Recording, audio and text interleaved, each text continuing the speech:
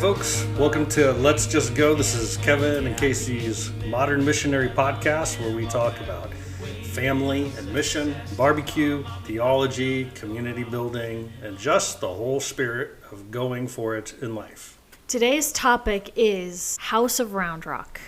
Round Rock, Texas. We have a dry erase board in front of us with 6 major subtopics. And just going through this, wow, we were wondering, is this something we can rush through in 45 minutes? Or do we need to go for several hours and break it up a bit? There's so many stories. It was a little bit stressful, wondering how it goes together. Yeah. Even as you were writing things down, all of these different things that I haven't thought about in a really long time were popping in my head. But talking about that has brought a lot of things back.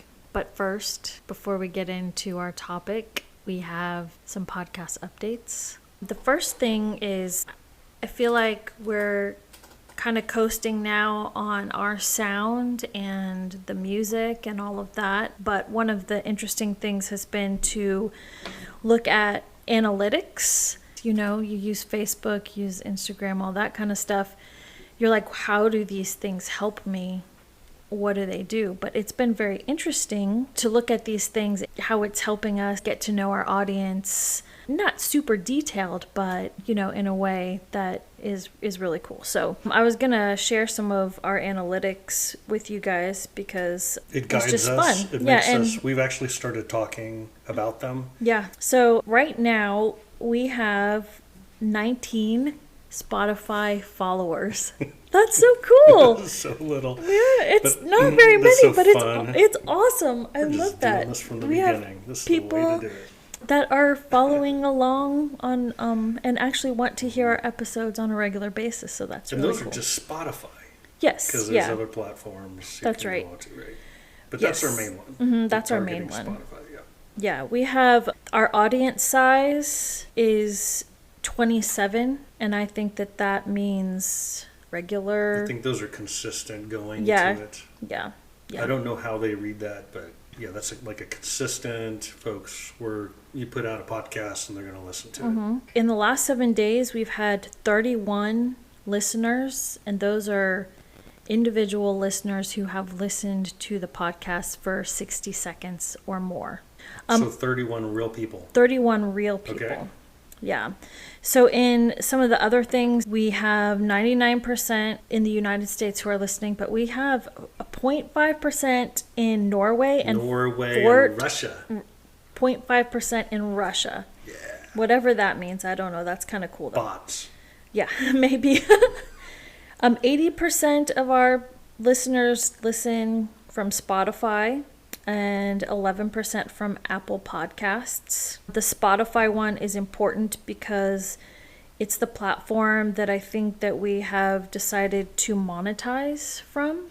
Monetizing is kind of cool because it will allow us to reach a broader audience, and I think it actually allows Spotify to start keeping track of like the algorithms of things, so our podcast will be pushed out to a wider audience. Also, I just think that it is like the natural progression of us doing this and building an audience. And the goal in that is not the monetizing, it's that is paired with algorithms and broadcasting to wider audience. Yeah. And kind of new level of presentation. And it's a discipline for us too. But Right. we do want to kind of share the stories with us. You know, we want to get the stories out there. We think that there's some good stuff in there. Yeah. And we're not just throwing this together and sitting down.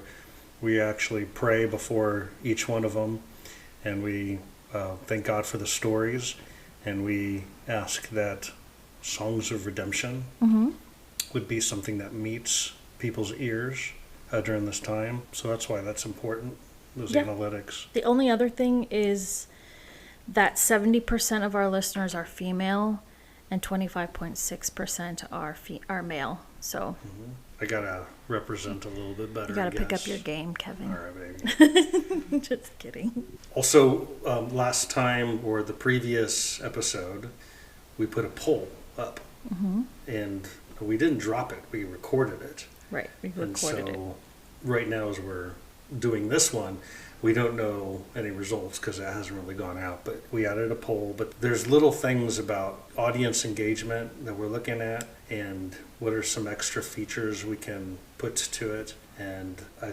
sort of feel like we got to get ahead Right. and plan things out, because there's ideas we have in our mind, but then there's execution, Right. and there's a time gap of actions that, between those two.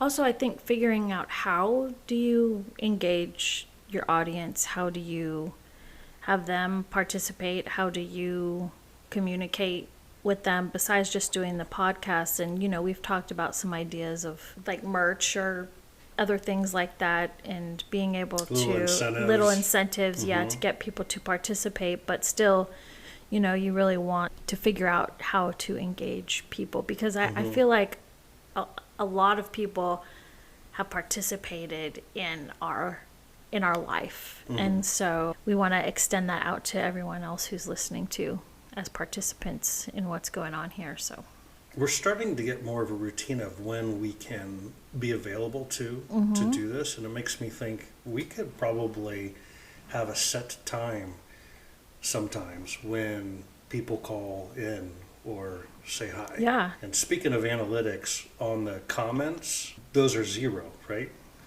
Yeah, no comments. So we have to not just know what to do, but we have to do them, and then we have to analyze what are we missing to be able to get that ball rolling. Maybe it's just getting it rolling. I don't know. And maybe that's not even the way that people communicate, is not through the comments on the actual podcast. We probably need to develop a thought about social media, or even just an email address or something like that, which we haven't gotten to that stage yet, but we are, how to add ways of communication as well. So also just a little bit about our process. What we definitely have in front of us now is a dry erase board. And beforehand, we synced your dotted ideas and my ideas together and said, well, how about this is kind of the general flow of our conversation. And I'm just going to say what they are real quick. Okay. Number 1, the painting business development. Number 2, the communal life, that we forced ourselves into. Ooh, it made me tired just talking about it. Number 3 is having 2 sons now, or getting 2 sons, and then that house that we sat for over a year. Number 4 is the friends group. Number 5 was being invested in as a teacher leader couple. And then the last one is titled Painter's Satisfaction. So we have those 6 bullets up on a dry erase board. We're going to kind of use those as a reminder to talk through things. What's not up there, but is on a different piece of paper somewhere, is that we have written out about 25 possible episodes Right. that are ahead of us. But that is helpful for us to think ahead to. And we have to think ahead. One reason is right now, tomorrow, as we're recording this, I'm going to drive you to Atlanta to meet our oldest daughter at the airport. Yeah. And you are going to fly with our oldest daughter off to Italy. Just tomorrow's Tomorrow. the day. Yep. So. And so while you're gone, we're going to have a couple of Thursdays when we usually started dropping these. And so we're just getting ahead a little bit. And we realize we're going to have other things like that because we're busy. There's lots of things that we're busy with. Yeah. And so we need to be several Episodes items ahead. Yeah. Okay, so the House of Round Rock. Is there a subtitle? How would you subtitle this, Casey? Well, I was thinking about the term you use sometimes about rhythm and groove, and I see Round Rock as a place where we started to get our rhythm and groove. I was thinking teeming and swarming of life. I guess we were getting our rhythm and groove. Maybe we're getting our groove. Well, yeah, maybe the groove. There was a lot of chaos. There was, but we were cutting into life. I think that what we were learning was that we had a lot of, the term work smarter, not harder. We worked so much and we weren't that smart yet. There was a lot of work. There was a lot of play. There's a lot of chaos.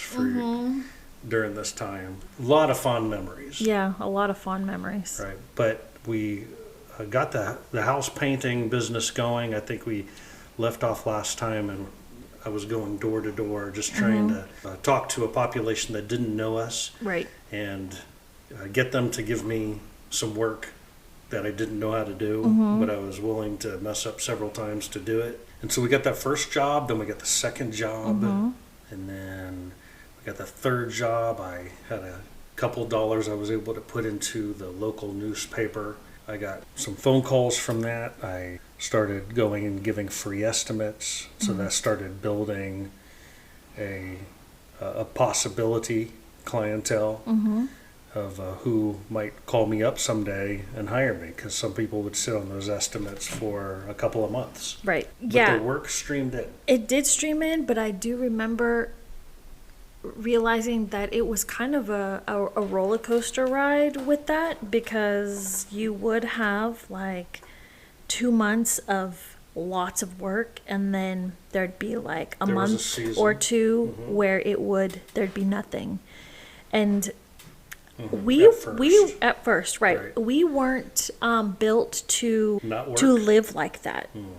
So it took a little bit of thoughtfulness in finances, in kind of planning, and sometimes we wasted that time. But it was like, whoa, this is like, it's start and stop, go and stop, go and stop, and that was different than I was used to. What we turned into was eventually my card that was handed out at the Sherwin-Williams store. Customers would start coming in, and they would give top marks on our work, and they would give good reports. They knew that I would be there long hours, and then they would recommend other people on the block, and their friends and family. Yeah, the word So all of that just mouth kinda definitely, it Right. grew. And you became pretty well known with your color selecting skills. Like, I remember there was the one lady who wanted the inside of her house painted, and you didn't have a real argument with her, but you kept telling her that she wanted this particular color, and she's like, "No, I don't want that." And she painted a wall with the one color she chose, and she was like, "Oh, I don't like that." And so then you did your color, but anyway, and that has actually lasted. You are so good at that, even better than me. And there have been times where I'm like, "Okay, Kevin, what color looks better with this, or what color looks better with that?" I do not want this to be soliciting anybody to call me up about paint colors. Right. Yes, but you're good at it. Some of it, I had a little bit of a knack with the colors. I really cared about what I was doing, because it was like, our business. Yeah. That was kind of fun, is that we started our own, we were small business owners, very small business owners, but that's kind of a fun thing. And you have your own merch, and you have your sign, and your ad in the paper, and your storage, and your equipment, and your, store account. And that was a matter of personal pride. Yes. But I also listened to people. And so in that case, this lady was argumentative, and I was kind of argumentative back to her, because I was just matching energies. Right. But I think I was reading what she wanted. There's not a color, but I could tell what she wanted. And so I was very interactive with my customers, and I think that's what they really actually liked. Yeah, you were. But then we had family that came and visited and began working with us. So the next point really goes into, this communal life started to develop, a family and a couple of friends working for us, working with us. And that's really when this work was available for us to do at that level, that life began to swarm. Right. I think it was your brother first who moved, and he moved in with us and moved to Austin even in our very first apartment. So he was kind of there almost from the beginning. And then we had David, and we switched in the same apartment complex. We moved to a 2-bedroom apartment.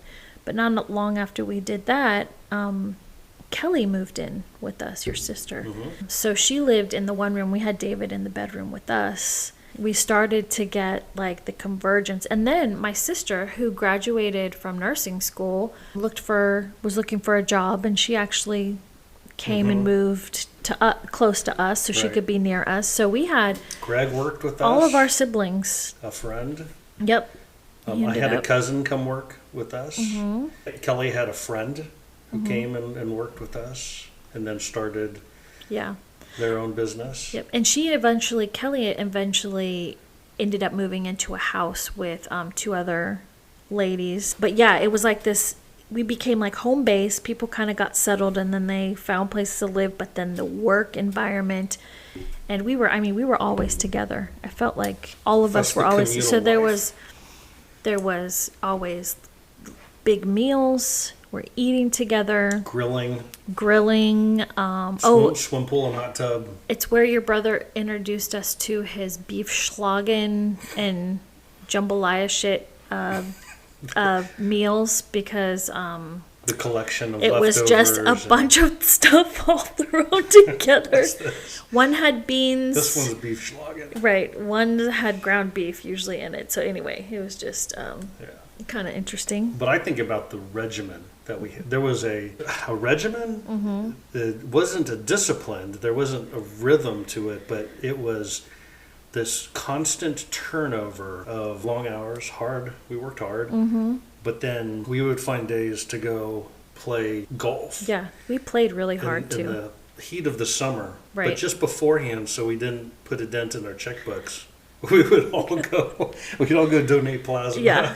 Yeah, yep. I remember I did that like twice, and I was like, no, I do Yeah, not I like didn't this. anymore. This is not for me. But you and Dan would regularly I still donate got- plasma. I still have a plasma. dot on this arm Yep. of my. Where they'd stick My- the needle in. Ooh. And why did you go donate plasma? Well, they gave us, is it $20? I think $20 once a week. But if you went a second time, you got $10 the second time or something. But you could donate twice a week, I think. Okay. And then you could then take the $10, $20. And we went to the golf course. Yes. And we're not good. Well, we weren't good golfers. I'm not a good golfer. I rarely golf. But back then, I went golfing. Dan's a good golfer. He's golfed ever since. But right, and then we'd go to this golf course in the heat of the day after donating plasma. Right, where Yeah. they say go home and rest and don't drink plenty do of fluids. anything. Got it. Took the money, went to the golf course. You had to have a card, I think. And so we would go golfing. There was deer out there. We tried to hit the deer on the drives. Sometimes there's a whole flock of deer. I don't think a that's murder of it. deer? No. That's a murder of deer. A murder of deer. And we were pretty rough with those carts. It wasn't really golfing. It was, let's go have a lot of fun. No, it was golfing too. Yeah. But it was this regimen of hard work, long hours, go do plasma golfing, rush home on the way. You grab meat at the store. We did a lot of grilling. Different hamburgers and, cheap steaks and Brats. and a lot of meat. Before lot we of knew how grilling. to cook brisket, I would cook brisket. Right. Yeah. And years later, we would learn better. But I think we're talking about staying up late at nights and the obsessiveness of games. Oh my and gosh, we were so games obsessed after- with games. We would find a game or we'd play it, and it would be this frenzy. We'd come home from work, we'd eat, we'd sit at the table, we'd play. There was dominoes, we went through a dominoes phase, rummy cube, Shanghai, pinochle, I think even cribbage. This obsessiveness that we had, and it usually lasted well into the night, 2, 3 a.m. I And then, remember being tired. yeah, getting up Like in the sleepy morning. tired.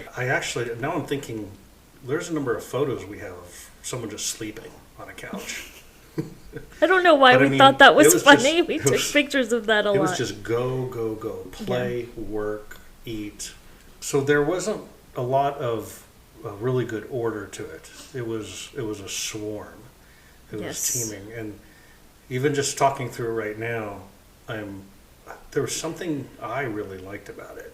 So I I did not want to miss out. I had like fear of missing out on all those things, but I also worked at the Gap. You had a real job. And You it were the only yes, one with and a it real was job. separate from what you did. And a lot of times I felt like I was pulled into what you guys were doing.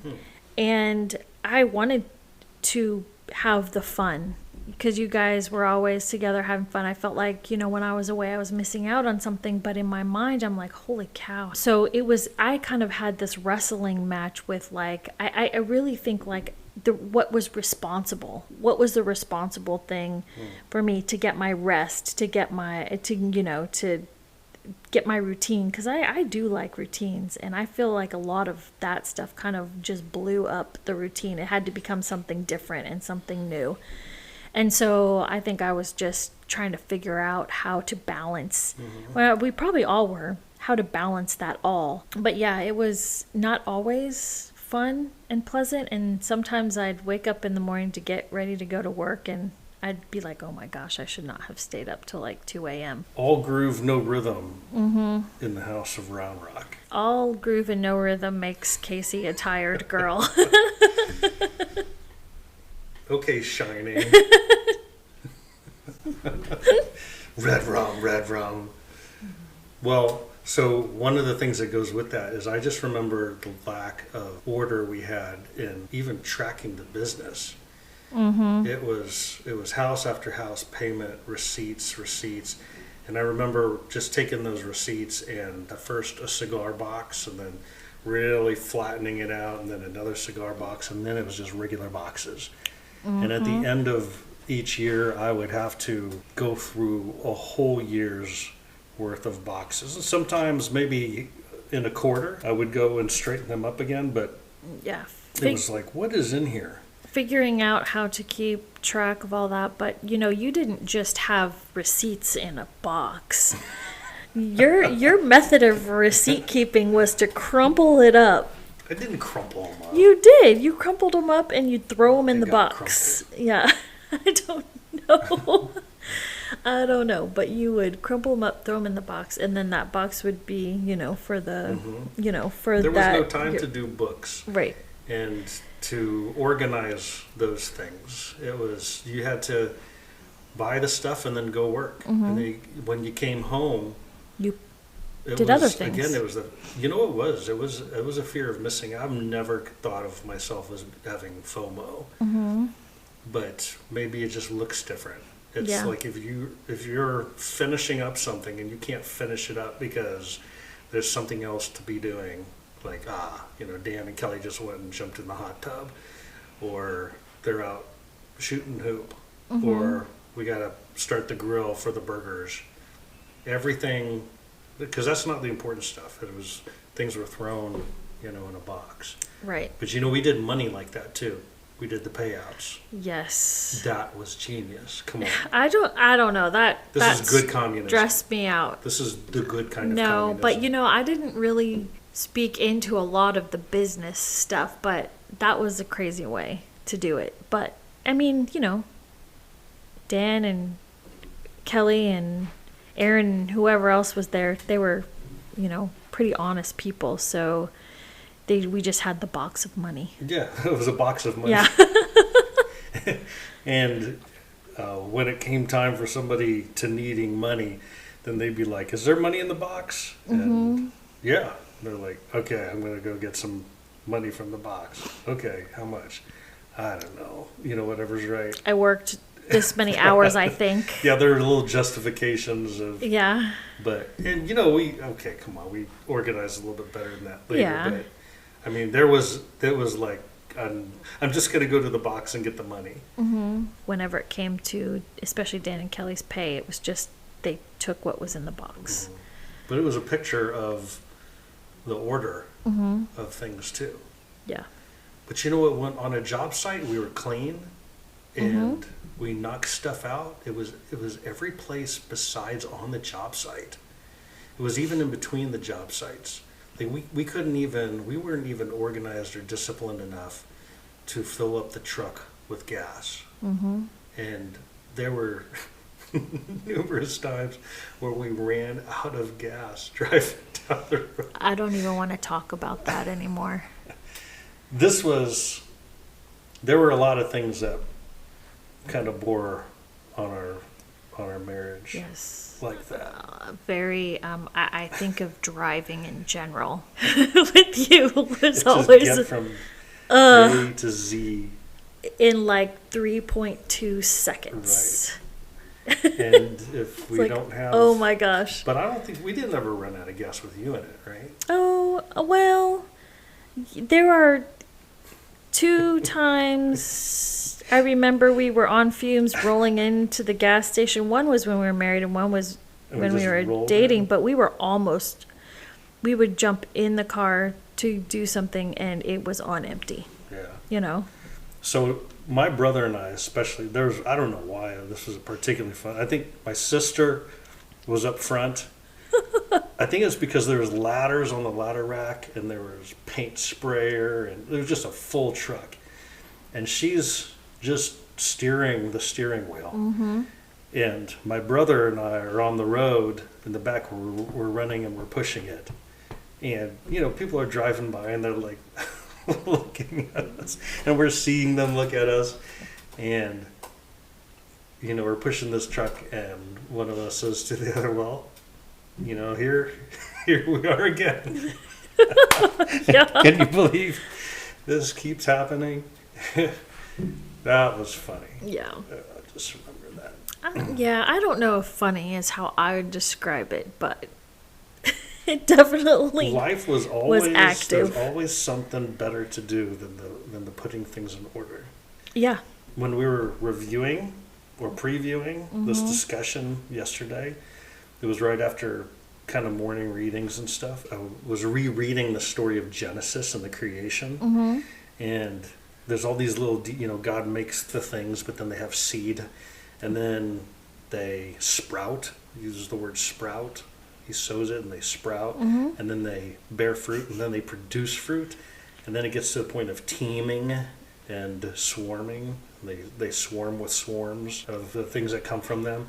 And I was just, what, you're smiling. Oh, are we like the little sprouts? Right. We're little sprouts. We sprouted and then we teamed and swarmed. Yeah. But in that story of the creation, there's this thing that's integrated with it. It's the rhythm. Mm-hmm. That's the groove, right? And then the rhythm is here's day 1, here's day 2, here's day 3, and then the repeating, and then it gave this, and it produced this, and then God pronounced it like this. There's this order meshed with the teaming and the swarming. Yeah. And I was like, that's really appropriate, for, a creation story that's going to work. It made me just think of kind of the swarming life that started to grow for us. And I don't think we had that order part to it that much. No, we didn't have a lot of order, but it really was the beginning. I mean, we were just married, just out on our own. I think that the thing is that you don't know everything. And so there was a lot of hard lessons and learning, and also even between me and you of how to, what is this, like 2 years into our marriage, 3 years into our marriage? So we're just getting our own groove back. And so getting set, I didn't know what our life yet was supposed to look like. So I think it was just a lot of guessing, fear of missing out, being young, having a lot it life, More swarming, being really active. We were all so teaming, active, please. Not wanting to be still just because you have all that. It was just, and learning how to deal with all of our different personalities, and it's just all being mushed together. You got to figure out your path. So this is also when now we have 2 sons. So we have Jacob now comes on the scene. David is not quite 2 when he's born. Right, not quite 2. They're 23 months apart, so almost 2. And so we've got boys in the house Yes. too. And we also there was a family, a couple at the church that we started going to, and they felt like that they really could trust us. and they left for Europe for a corporate job for a year at first, and I think they extended a couple of months. Like for 6 months. I think it was like total a year and a half, Right. maybe, that we lived in that house. And they approached us and said, would you like to live in a house and house sit it for us? Yeah. And then, so we got free living quarters Yep. for a year and a half. Yeah, we didn't have to pay rent, just the utilities, and then kind of payment was that you would paint the inside and the outside, the fence, like all the things that needed to be Right. painted Yeah. on in the house. Yeah. So that became the house where Oh my gosh. Jacob was born in. It was, yep, Jacob was born. I finally, I used a midwife with him too and had him in the house. And it's kind of where we were introduced to suburbia. Out of the apartments and into suburbia. Yes. Yes. It was a 2-story true. home. It was actually pretty big. For us, to me, I was like, oh my gosh, this is a lot of responsibility. But we had a lot of room, and our house did kind of become like the center of life, and it was cool. And it was more space. So Lot more space. I could go up into my room and shut the door if I wanted to. And just down So- the road from Brentley and Robin, Yeah. eventually, Yep. right? Yeah, that was cool. Just a couple blocks over, not too far. So you had a successful midwife birth in the house Yes. with Jacob. With Jacob, yeah. Between David and Jacob, though, I had a miscarriage. That was a new experience as well. I think I was 12 weeks, so I was kind of far along for that to happen. And that was kind of an emotional roller coaster for me after, having David early and then having a miscarriage. Kind of start to wonder, okay, how complicated or how hard is it going to be to, continue to have kids? And then Jacob ended up being born 4 weeks early. He was right on the cutoff of being able to have a home birth with him. So he was just like 1 day over that limit. So we were able to do that, and that went smooth. But still, him being born a little bit early too, I was like, oh, what's going on? But yeah, we had our We didn't 2 write, boys. Yeah, I don't want to go past that. We Okay. didn't write what you just said on that board, but I think that's important to camp out on for just a few seconds. We were so David was born 8 weeks early, right? Right. So we had 2 months early, and then Jacob's going to come, 1 month early. But between that, you lost a child. And right, we were kind of, how do you go through that? And one of the neat things I thought was the relationship with the midwife, because the midwife was actually part of that Yes. too. And she gave some counsel on that. Yeah, she told me that after I had the miscarriage, she's like, when you feel ready to start trying, you should do it as soon as you feel ready. She just encouraged. She wasn't about waiting a long time or whatever, because she told me that when your due date approaches for the child that you lost, it's a lot easier to deal with when you know that you're expecting another. But she remember- also told you that in a woman's body that you are actually more fertile after you miscarry. And Your so body is saying, yeah, I'm ready to go, Yeah. more than it's saying that at other times. yeah, and That's- so she just was really encouraging. She said that your emotional health will be better if you are expecting a child when the due date of the one you lost comes. And I really appreciated that, because in my mind, I thought, oh, okay, now what do I have to wait the appropriate amount of time, The doctors had a prescribed time. It was like 6 months or Yeah. something. Wait 6 months and this and this and this. And it was following some sort of course of reasoning, but that wasn't all the parts of reasoning that there are. right. And she was familiar with that because she worked with them. Yeah, But she had a different set of reasoning. yeah, She said that after you miscarriage, your body is saying, now is more the time than ever. You're fertile. Mm-hmm. One way to remember it, she said, you went to a calendar and you put something on the calendar. Mm-hmm. And so that date is on the calendar. And here's my due date. And if you come to that date and you're like, oh, that was my original due date, while you're sitting there pregnant, Mm-hmm. You're pregnant with another, life. Yeah. Then it means something just completely different. But the openness and the honesty about the facts of life, I remember that was powerful for us. Yeah. The openness and the honesty about the facts of life. And I think the other thing we did is decided to share it with our Sunday school class, because a lot of people go through something like that and they're silent about it. And we decided that we wanted to share it with others. I think that was the first real moment after sharing that I felt, we had developed these friendships. And even when David was born early, the church really stepped in. But there was like this care, like towards me personally. One of my favorite stories to share is that the ladies got together and they brought meals over. Shannon knew that I loved this coffee cake that she made. Like, she made this really good coffee cake whenever we'd get together or, went somewhere with the church. Like, she would make it. It'd be really, I was always excited to see it. And I remember she showed up at my door, and she had not just one, but she had 2 coffee cakes for me. And I probably ate them all in like a couple days, but it was just such a thoughtfulness. Shannon Ficklin. Oh, right. Yeah.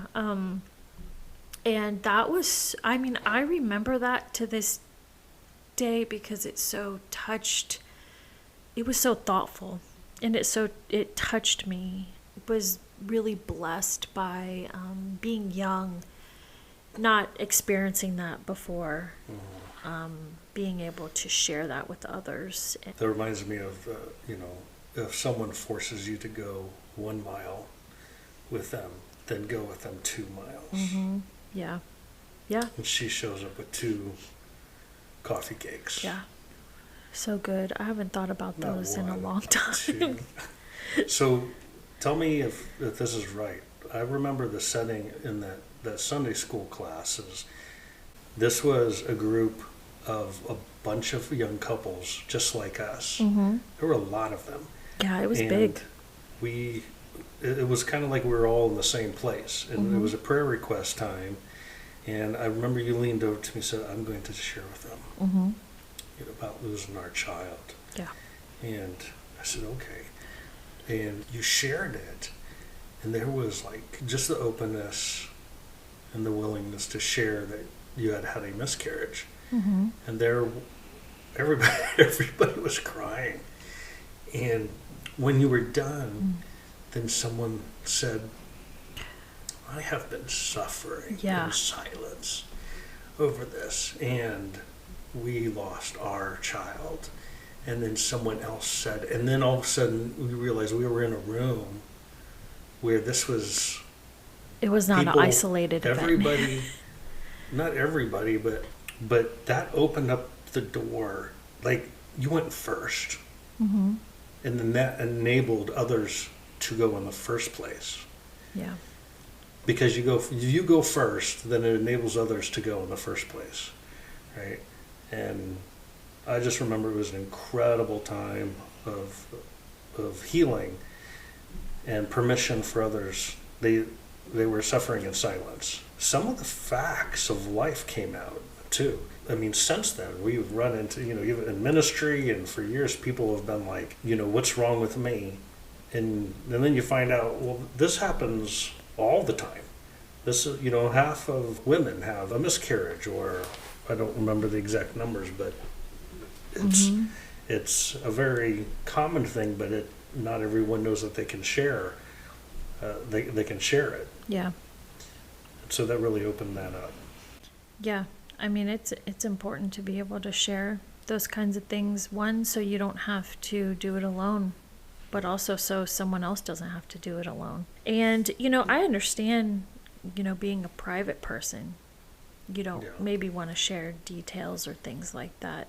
There is something in faith that I know with me anyway, it was an example to me in how to, you know, when you come across other people who have gone through the same thing as well, to be there as an encouragement and there for them. Take them to coffee cakes, let them know that you've been through it is just really important. And one of the things that probably strengthened you to do that was how beforehand, when David was born, the church rallied around. We had all these people come in and visit and, like you said, organize meals and do all these things. And that's when we felt this is the church that we're going to go to. It was Central Baptist Church. And I remember after you were able to bring David home, the first kid, that we brought him up in front of the church. And there was a shared testimony, a brief shared testimony where we got a chance to thank, you know, the church. Right, we got to thank them, and I think there was like a dedication, but you know, we were able to have him on stage with us so everyone could see how their help and encouragement, just how it affected us. But yeah, that we were able to share that. That was really cool. And this was on the way to having Jacob in the house.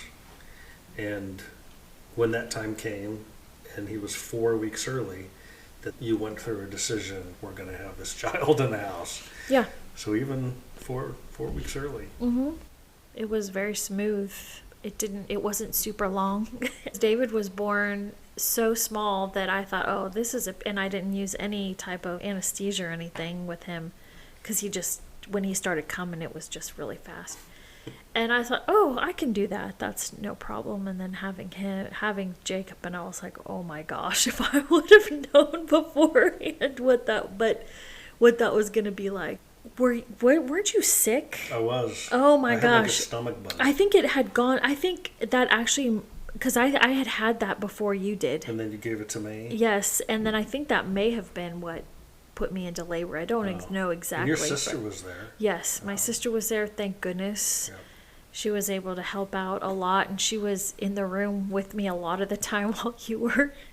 I helped out a lot. Well, yes, you did, but... I was sick, and I helped. Yes, you were there. But I remember also, you were really getting the hang of, okay, this is what it's like to give a home birth. And you were in labor, and Melanie was like, you know, if you want to progress the labor, maybe you would walk around the block. Do you remember that? And then you went out, and you're outside, and you're walking, and then your contractions come, and you're in the street or in the sidewalk, and you're, you know, kind of hunkered down a little bit. Yeah. And you're going through your contraction, you're breathing. Yeah. I mean, I just imagine, you know, you look out the window, and you're like, what is that lady doing? Yeah. You know, she's walking around a block. She is in labor. Yeah, I remember at the end of that walk, I was ready to get back in the house because things really started to pick up, and I was like, oh my gosh, but I would have to stop and breathe. And yeah, but I am a mover when I have a baby. I move all the way up until the baby comes. I cannot be contained when it comes to that, which is why I really like doing home births. So 2 things I remember about it. One is a couple days later, he had an infection in his eye. Yes. And I think you called the doctor, and the doctor was like, antibiotics. You know, come in and we'll give him antibiotics. Yeah, like an eye cream. Right, kind of and we're a thing. getting ready to go. And then you were like, no, I'm going to first call Melanie. And Melanie said, that's pretty standard, you know, it's pretty common, you know, but do this instead. You don't need to go to the doctor. She said, take some of your breast milk and put it straight into his eye. Yeah. You're like, what? What kind of witchcraft is this? You know? And you did it, and it just cleared right up. Yeah, you know? It worked. And then, I think we did that. She put was it ginseng or whatever on his umbilical cord, and it helps yeah. dry it up, and a lot faster than when you bring him home from the hospital. Yeah. And it just kind of sits on there. You know, you have to clean it with alcohol, but this just dried it right up and made it fall off. But yeah, lots of like little cool. And then just a couple things. weeks later, Yes. I'm lying in bed, and we've gone down to bed. I didn't lie in bed at other times going, "Oh, is the baby breathing?" Just that one time I was, and I was just like, I feel I'm distressed about the baby in the other room. And He was in a room with us. Was he in the room? Yes, he was. Okay. Yeah. Well, maybe I was picking up on some sort of stirring or something. Yeah. But I was distressed. I know that you had to get up and you had to go somewhere. Yeah. Carrie and I were downstairs talking. Oh. Because I had gotten up and I was thirsty, and she was up. It was kind of late, but for some reason she was up, so we were kind of talking downstairs. Yeah. Yeah. But then I went over to him, and he was blue. And I was like, and I paid a little bit more attention. He's not breathing. And so I called you guys up, and, Carrie's a nurse, and get some second and third opinion from you guys. Is our baby breathing? Right. And, we realized this baby's not breathing. And I got on the phone, and I called 911, and Carrie was trying to Do like check the, clear his airway, if and that was it, tried to get him breathing, Yeah, picked him up, and it wasn't, nothing was, he was getting bluer, yeah. and we were like, what is this? And the ambulance comes. I think before they got there, I called my dad. I was like, pray for my son. Yes. And they came in, and they were there for a little bit. I mean, he was getting enough to not die, Right.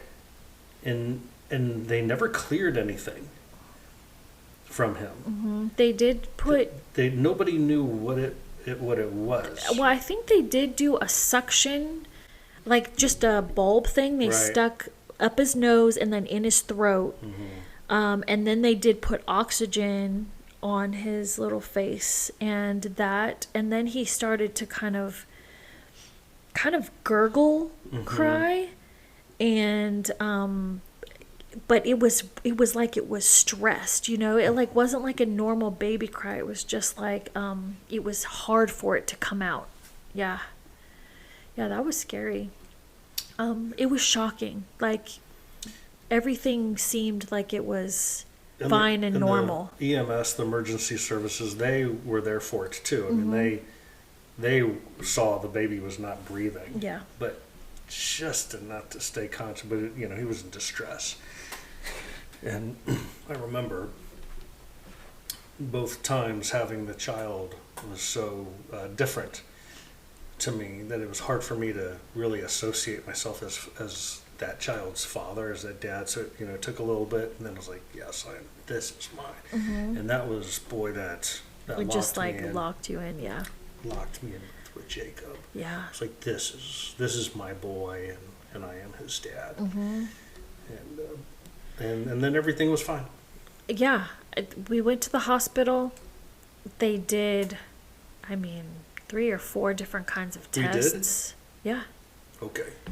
Yeah, but only 24. It was the middle of it was late at night, not the middle. It was probably like 11 or midnight, I'm pretty sure. We get to the hospital. They do tests on him through the next day. And the next day we were released because they couldn't find anything wrong with him at all. I remember one discussion was, this is, what is it? SIDS, Yeah. Well, what's that? And the conversation then was, you know what? Nobody knows. Or sometimes a young child just dies, and you're not there for it when that happens, and you were. Yeah. Had a feeling. You had a feeling, and you looked in that crib, and that, I don't know, that just. And that saved him. now he's a big boy. I know. With our first grandchild. Ooh. Yeah. Yeah. So sons in the house, some more life. But this was also, a time of a lot of hanging out and gathering with friends our age. Mm-hmm. We talked a little bit about that in a previous episode of how rich that was Yeah.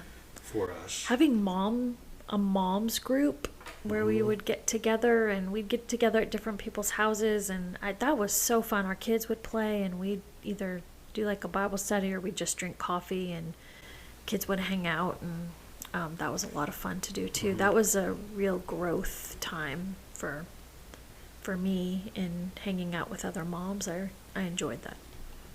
I had a good group of guys. Mm-hmm. We would smoke cigars and theologize together. Mm-hmm. That was when I think we did a lot of debating about R.C. Sproul and his position in the other side of things, because he was live, in Texas and Yeah. speaking, Yeah. his stuff. That was when I picked up the goal to memorize the book of Hebrews, word for word in the New American Standard. Mm-hmm. 13 packed chapters. So I started that kind of out of just meeting with those guys. They kind of inspired me. Yeah, to do you that. mentioned that the other day when we were kind of talking through stuff, and I didn't realize that is when you started that. Mm-hmm. Yeah. I'd forgotten that. Well, and I think that Sproul, he had a session, a recording on his take on Hebrews. Mm-hmm. And either we all listened to that, or I was listening to his stuff at the time. His and Ravi Zacharias, Yeah. a lot of that. And Sproul said this is, he pointed out this is the highest level of Greek in the New Testament. This is the most theological, sophisticated text in the New Testament. And I thought, okay, there's my challenge. Mm-hmm. So I'm going to memorize that bad boy, word for word. Yeah. Yeah, we even went and saw him. Yeah, that's right. Yep. I think I left mad. He was great to listen to. He was okay. He made me mad. Yeah. But that's for another time. That's another time. Yeah. You reminded me of ladder running. Oh, yeah. Oh, my gosh, yeah. And I don't know why. Well, you were training. I think you had an idea in your mind that maybe you wanted to run like a race or a marathon or a half marathon or something. I don't remember. But you were training, and one of your ways to train was to early morning get up and run with a ladder. A big ladder. A big like ladder. a 32-foot ladder. Yes. Extension ladder. Who does that? Well, I was at one point training for a marathon. I don't remember if this was in the middle of it. Mm-hmm. But I was feeling strong. Mm-hmm. I just felt strong.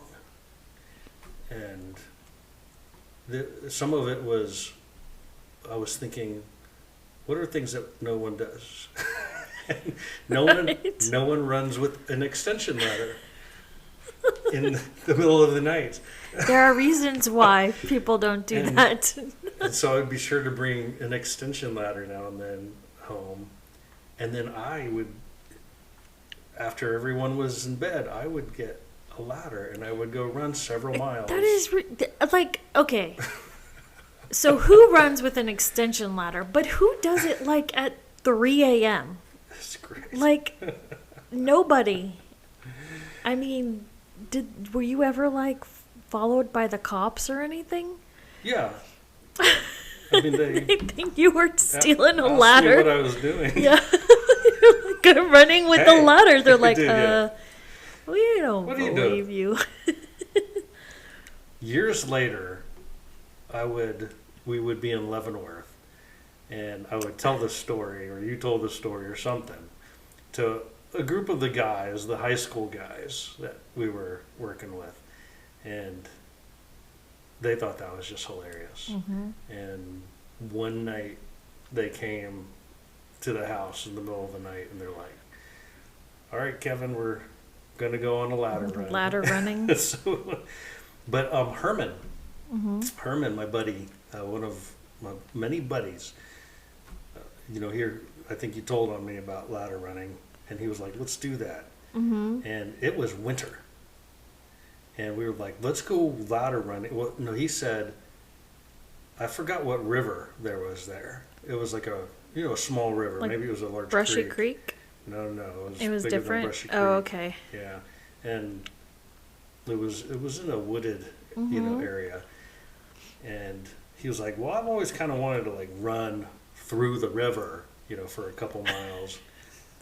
Because it's, it was real, it had boulders and rocks, and Yeah. you kind of climb over rocks, and sometimes you're wading the water. And we're like, well, let's do it with a ladder. So Oh my we gosh. did river extension ladder running. And so him and I, we got one of the big ladders, and we went a couple miles. I remember we were about an hour into this. It was just fun that we were doing that together. Mm-hmm. And he was feeling strong too. He was like, "I'm strong," and I was like, "I'm strong." And we came around this bend in this river one time. This path in the wooded area comes out. There's a guy, and he's got his dog. He's walking his dog, and he's got like a coat on, like a winter coat, and he just kind of stops at the edge. We're right there. He's like, and he's what breathing. It's just, the steam is coming out his mouth, and he's just looking at us. He goes, "That looks cold." And so we did ladder running. It felt like that there was a lot of life. Yeah, there was a lot of life. Mm-hmm.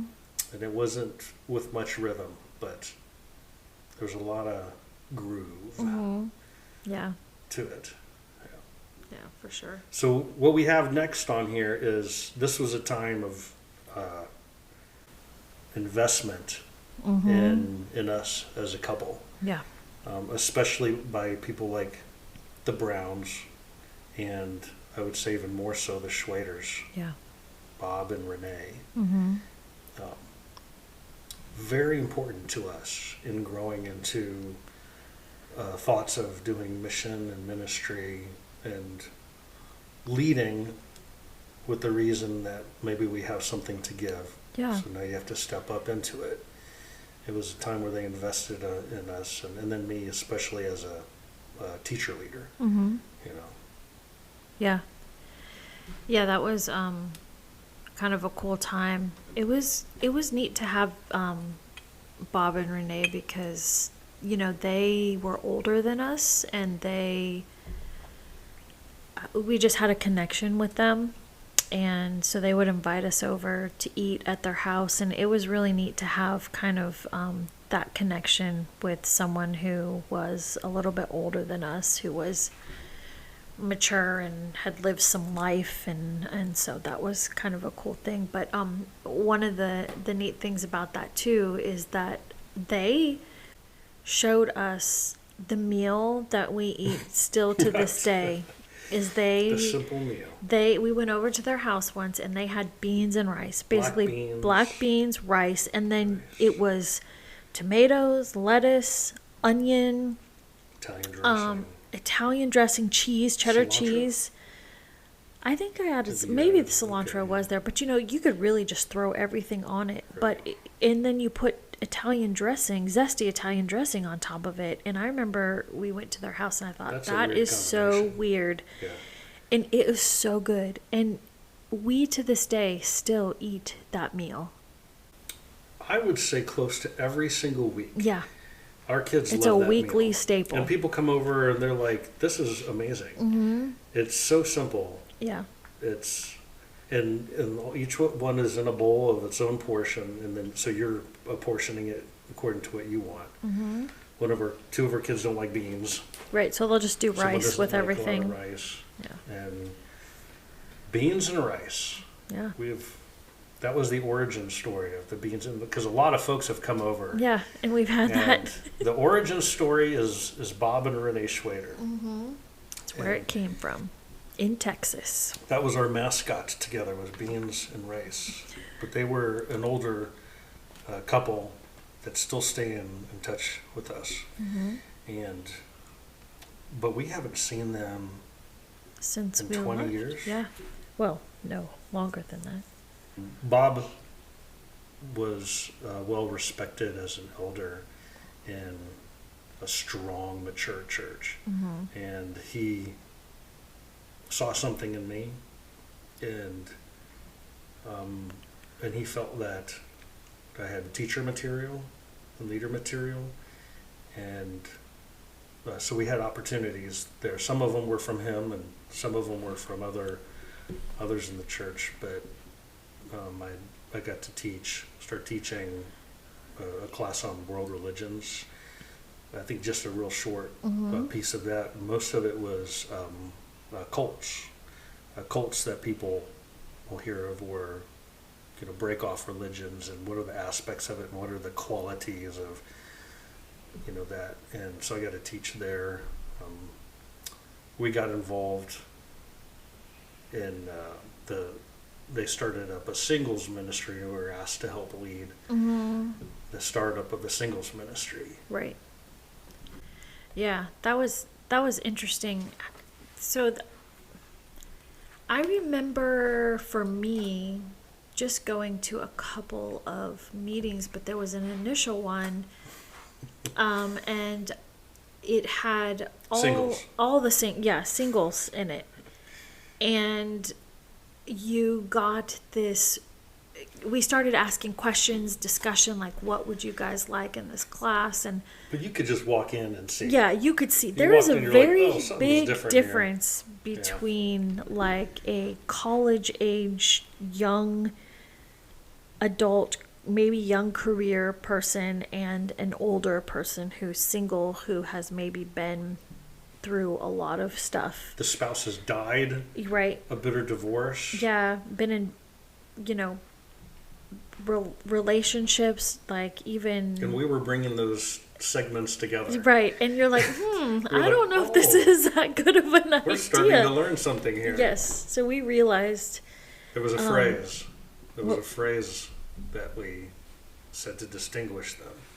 Somebody said it at one point. It was single for a reason and single for a season.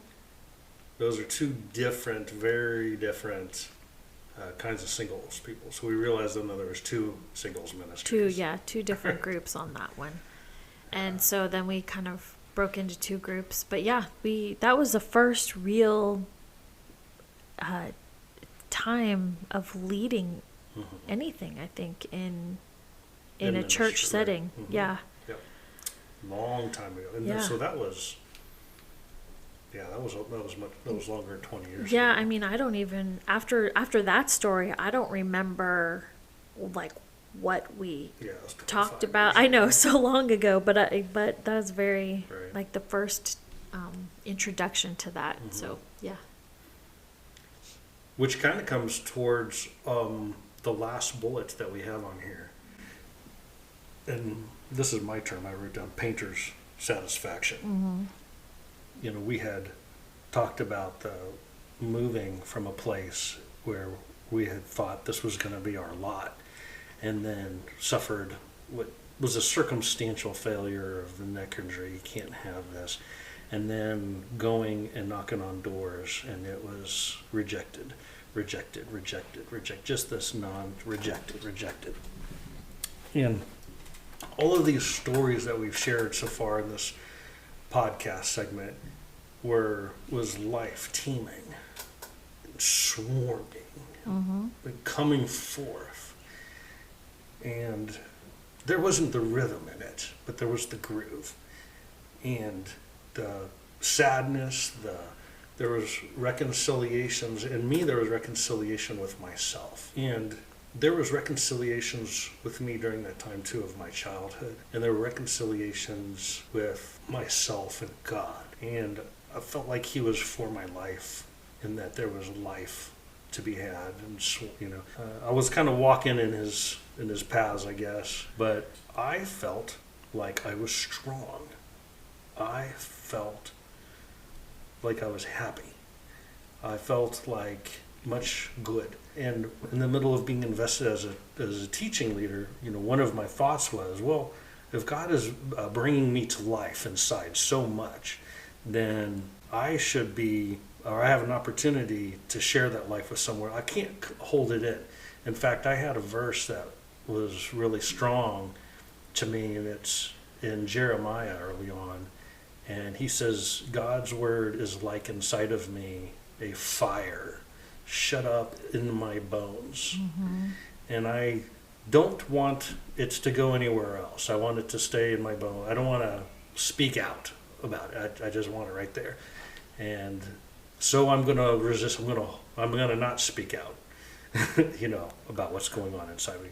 But indeed, I cannot. I can't hold it, and I have to speak out. And I felt like I needed an outward expression of what was going on and change inside of me. And I just naturally thought, well, that means going into full-time ministry.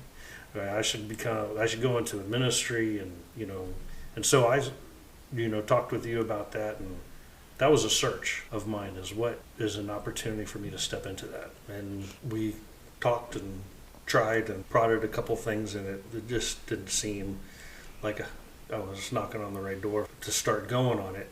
And I remember I was way up on a ladder one day, and I would work and I would play, soundtracks of Ravi Zacharias and R.C. Sproul, and I would that was another big part of my regimen. I was always reading and studying and listening to stuff and learning. So my mind was filled. And I remember I was on the ladder and I was like, God, would you just show me a way to start ministry? Because you did this to me on the inside, and so now I feel like I should go into ministry, right? Mm-hmm. And so I had an idea of what that meant. Yeah. And then I had this thought in my head that was just a clear thought, and it was a question against me. And it was this. It was, what else do you need from me? Mm-hmm. Yeah. I think about how it started, which is the path that we thought we were going to be taking, and then that jolt. And I really feel like it woke us up. It was immediate. You have to figure some things out. There was a little bit of astonishment and kind of hurt with that path. And having this huge mystery rolling into Austin, seeing God provide things for us in our baby steps, but then this abundance of like teeming with life that developed. Mm-hmm. I think this whole time here was so super significant for you, because you had to be okay with what had happened to you, because something did happen. You wrestled. I think a lot of the activity, things like that, were a lot of you also wrestling with your identity, your purpose. You now have a family. Mm-hmm. And how do you, in a way that is faithful, take that on and do it in the right way? And so I totally think that God gave you a lot of outside help, but you internally were wrestling with a lot of things during that time, for sure. And I think the hard work, having something to go to every day, I think that, you process and think while you're working. You still do that. When you want to think, you go mow the lawn. And so I think that was just run. God gave you that particular thing, the house painting. It was a process for you to be able to think through and a lot of things that you needed to get through. So that reminds me, Jacob's name. That was where we came up with Jacob. In the story, he wrestled with God. That's what he's famous for. And that was a wrestling with God time, and we knew it was a wrestling with God time. And we named Jacob for that reason. That he was. But I was on that ladder, and those words, though, what else do you need from me? Mm-hmm. And I was like, did I just think that? And I was up on that ladder, and I started, and it was the next several days of just process. I was like, what was that thought that I had? What else do you, and I was taking stock of what I had. And one of the things, I was working on a house that it had started off, someone was on that block, and I had finished it. I'd put a sign in the yard, and the guy from across the street came over, and he was like, that looks great. Will you do my house? Give me an estimate. And I went across the street and I painted his house. And then his neighbor, I went In down the same the neighborhood. block, boom, boom, boom, boom. And everybody on that block wanted, these were big homes. Mm-hmm. Everybody in the house, in the neighborhood, they wanted that. And I was on that, and I looked at the street, and I was thinking, look at, it was house number one. It was like success. a product of your work. Success. Yeah. Success. No, it wasn't advertisement. It was word of mouth. Pride, joy, and you said it was like a process. These houses, you had the start time, you put this excellence into it, and then it was done. It had a completion to it, and then there was the bragging, and the reputation, and the thumbs up, and the pride and joy, and then they were stacked all the way down, and it made me then think about our family and our sons and the mentors that were invested in us, the friends, the teaming, the communal life, the things that we got to talk through. And I feel like I could taste the joy, the satisfaction that was in me. Yeah. And I was like, isn't this what it is? Isn't this what life is? Isn't this religion? The joy? Isn't this what everyone wants to get to? And I realized I didn't need anything else. And I was kind of holding, like doing this next thing as if it was going to bring me to some next level. And I remember I went home to you, and I said to you, I decided. Oh, that I'm a painter. Yes, I am a painter. Yeah, I said I'm a painter, and I'm ready to be a painter for the rest of my life, and I'm happy. This is a place of life. This is joy, and I gave up that search.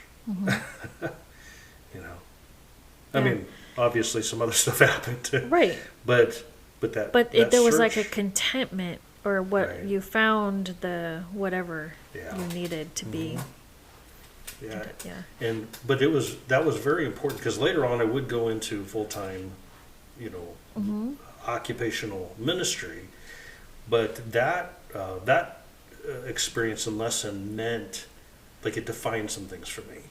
And I have offended a lot of people who are pastors and ministers who hold their calling very important. And the calling is important. But I have a challenge for a lot of them on this, because I've seen people lead with lots of psychological influence and authority over others in a manner where they needed to be in that place. They needed that. And it was on that ladder where I took stock of what real life was. That ministry and calling into, which would come later, ministry was never closer to God. It was never for me growing closer to Him. It was never for me growing closer to myself or who I was supposed to be. It was never a step up. It never was. Yeah. It was a step closer to being able to full-time it was more of a calling to other people. And being more available time-wise, but not importance-wise, not substance wise at all. And I think that's something that having the opposite sense of that is a nasty plague in full-time ministry leaders. Yeah. That needs to be, what else do you need? What else do you need from him? Life was what God was doing with you and me on that ladder, and with our friends and family and our, reconciling to, this, all the real segments. That's, that's religion, or good one.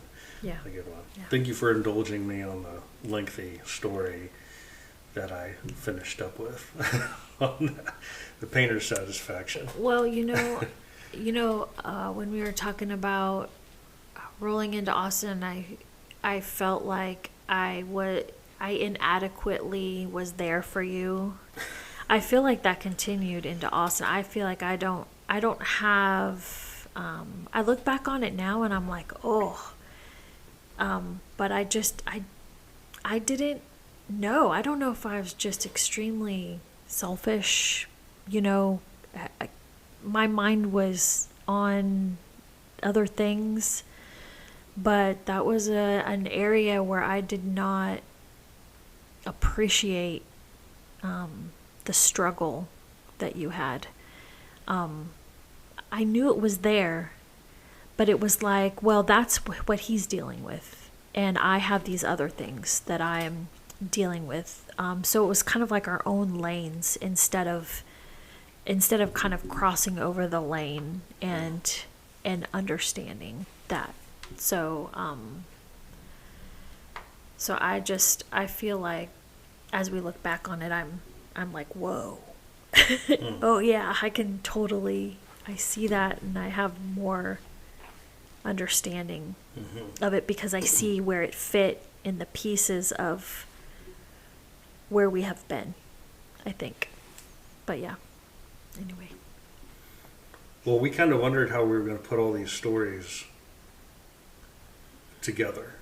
Yeah. I felt like they kind of fit in a good, series of packages. It's pearls on a necklace. Right. Strung together. I think we're definitely going to interview you when you come back from Italy. Okay. With Jordan, who is here, our oldest daughter. That will be fun. How fitting. We've done an episode that covers David, number 1, Jacob, and now it'll be our third child, Jordan. Yeah. She'll be fun. Right in the, oh boy. Yeah. She'll be a lot. And we're going to have a lot of fun. She's just such a fun person. It is awesome when your children grow up to be adults and you enjoy them. I mean, I enjoyed her as a kid too, but, it's different as an adult. Good time, so. Well, that kind of wraps it up, I think. Did we do it? We did it. Catch everybody on the flip side. Yep. Peace out. Bye.